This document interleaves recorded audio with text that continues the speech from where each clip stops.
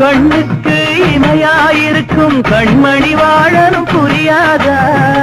கண்ணீரில் மாலை கட்டி போட்டேன் உனக்கு தெரியாதா?